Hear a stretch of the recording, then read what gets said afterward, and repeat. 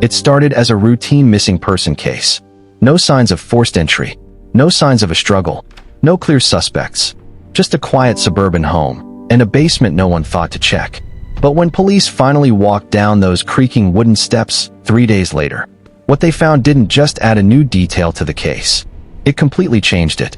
Welcome back to the channel. If you're new here, this is where we break down real-life mysteries and true crime stories, focusing on facts, investigation, and the moments that shift everything.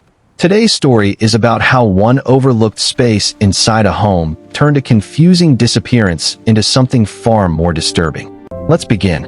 On a quiet Tuesday evening, 34-year-old Daniel Harper was reported missing by his sister. Daniel wasn't the type to disappear.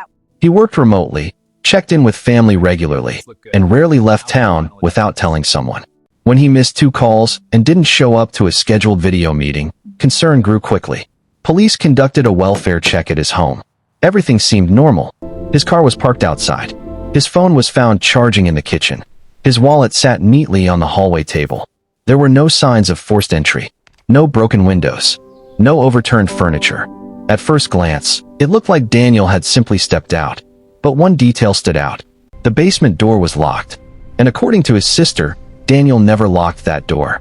Investigators initially treated the case as a voluntary disappearance. Maybe Daniel needed space. Maybe he was overwhelmed. Maybe he left unexpectedly. But as detectives interviewed neighbors, something didn't add up. One neighbor reported hearing a loud thud the night before Daniel was reported missing. Another mentioned seeing lights on in the basement well past midnight. Still, without evidence of a crime, police couldn't justify breaking into a locked basement until they discovered something unusual in Daniel's phone records. His last outgoing message wasn't a family. It was to someone saved under a single letter, R. The message read, "Come by later. We need to settle this." Settle what? That question changed the direction of the investigation. With new information, detectives obtained a search warrant. When officers unlocked the basement door 2 days later, they weren't expecting what they found. At first, it looked ordinary. Storage boxes, old furniture, a workbench. But then they noticed something strange. One section of the concrete floor looked slightly newer than the rest.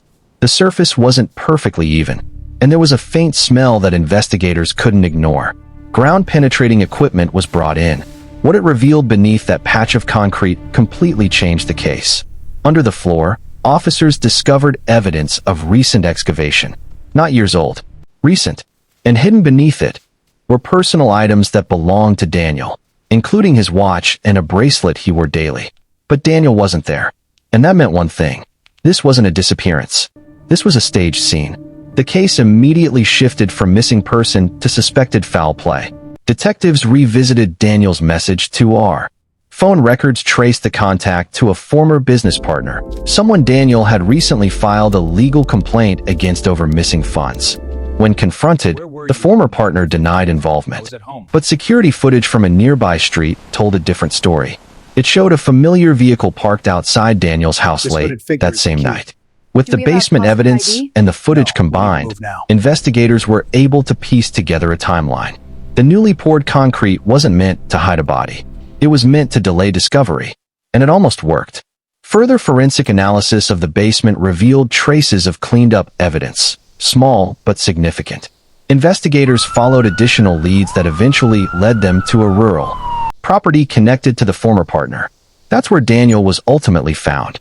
The discovery confirmed what police had begun to suspect after examining the basement. The confrontation referenced in the text message had escalated, and someone had tried to cover it up. In the end, what police found in that basement didn't just uncover hidden evidence.